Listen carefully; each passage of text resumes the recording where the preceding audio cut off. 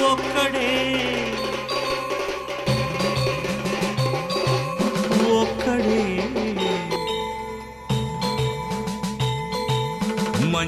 మంజునాథుడొక్కడే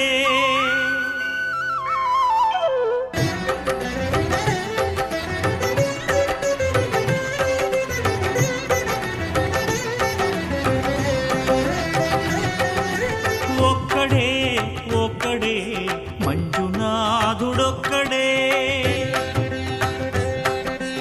ఒక్కడే ఒక్కడే మంజునాథుడొక్కడే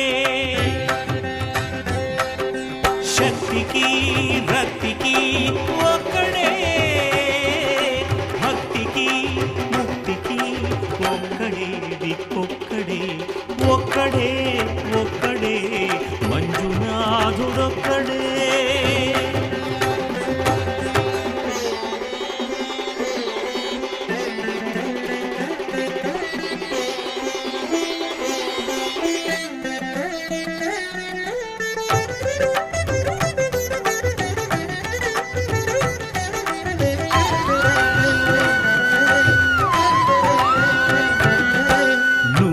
పాదం దివ్య పాదం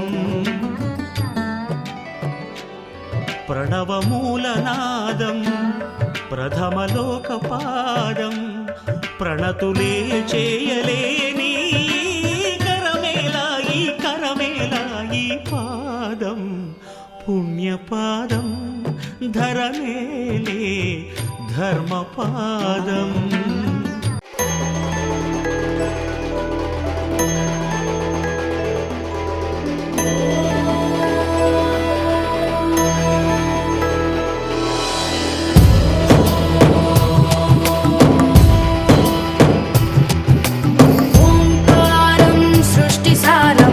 విధిలిఖితం మోక్షదక్షం సుభిక్షం గంగాంగం దివ్యలింగం గజముఖ వినుతం సాన్నపూర్ణ సమక్షం వేదాంతం వ్యాసపీఠం సురముని సహితం శాంతికాంతం సుఖాంతం విశ్వేశం చిత్ప్రకాశం శ్రితజన వరదం కాశీనాథం నమామి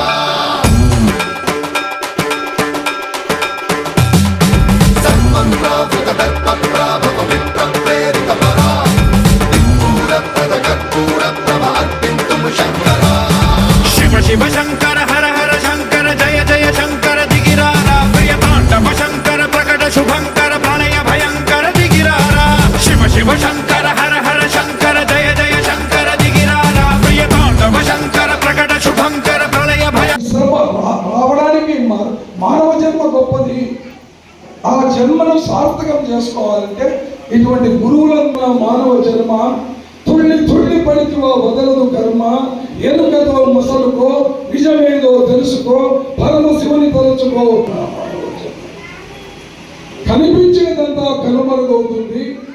కనిపించేదంతా కనుమరుగవుతుంది కనిపించనిదేదో కథ కనిపిస్తుంది. నీ కాయము కూలక ముందే కొన ఊపిరి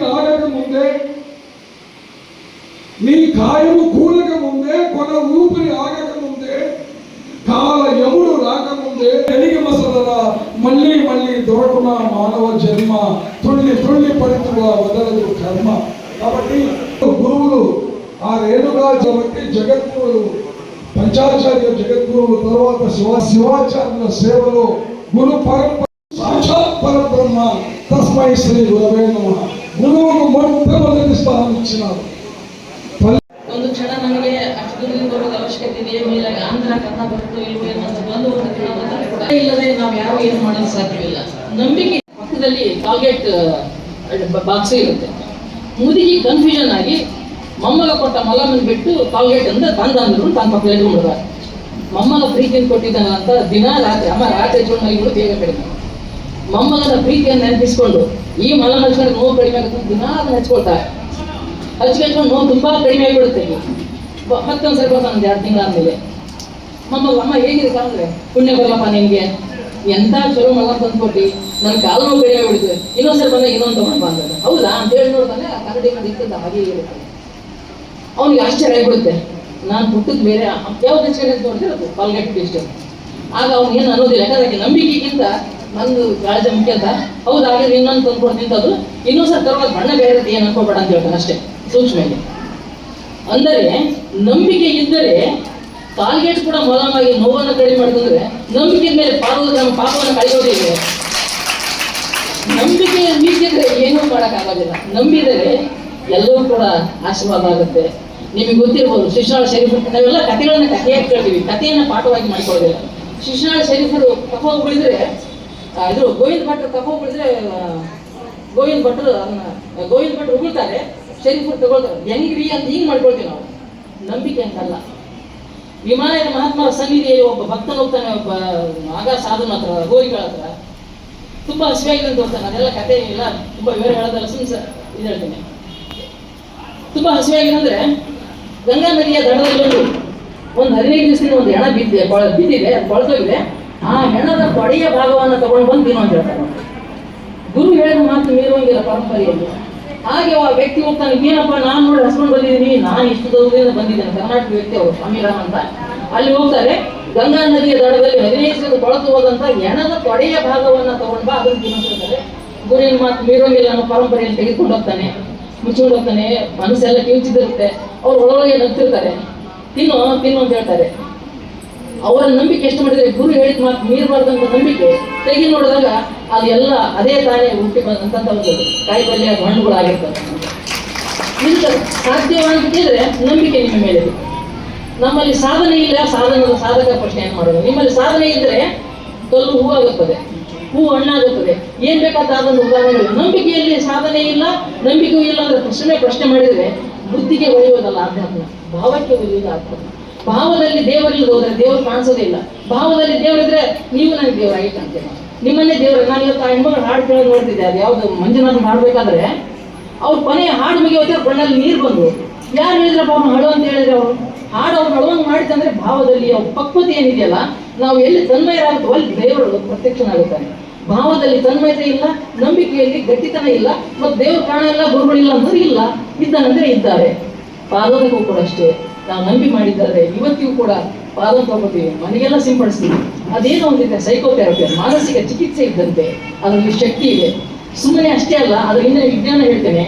ನಮ್ಮಲ್ಲಿ ಈ ಬೆರಳುಗಳ ತುದಿಗಳನ್ನ ಶಕ್ತಿ ಪ್ರವಹಿಸುವ ಕೇಂದ್ರಗಳಂತ ಹೇಳ್ತಾರೆ.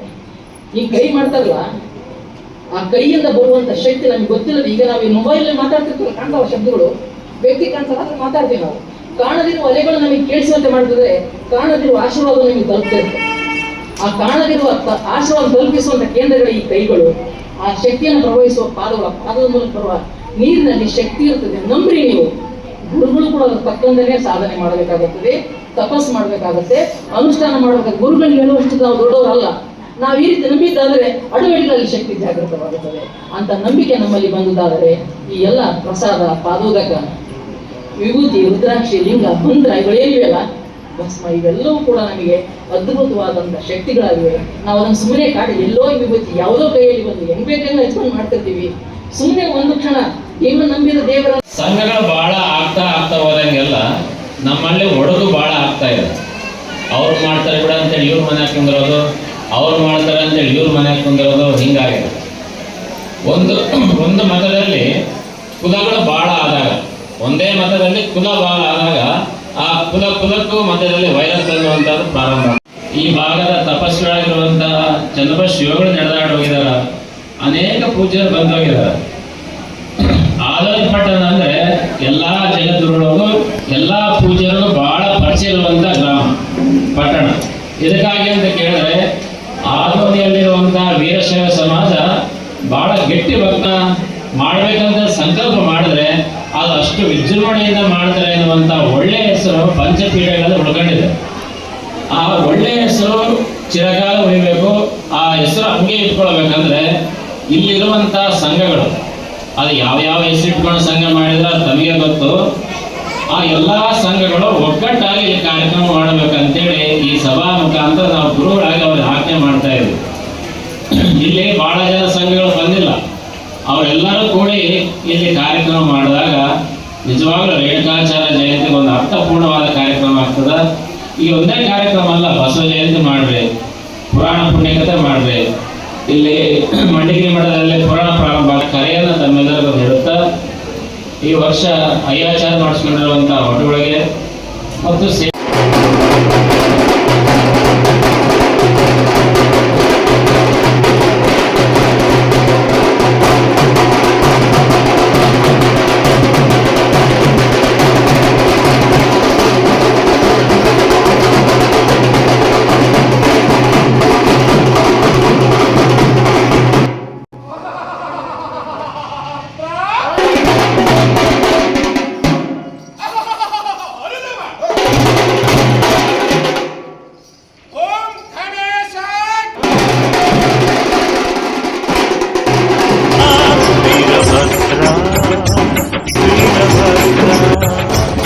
वीरभद्रा वीरभद्रा वीरभद्रा वीरभद्रा वीरभद्रा वीरभद्रा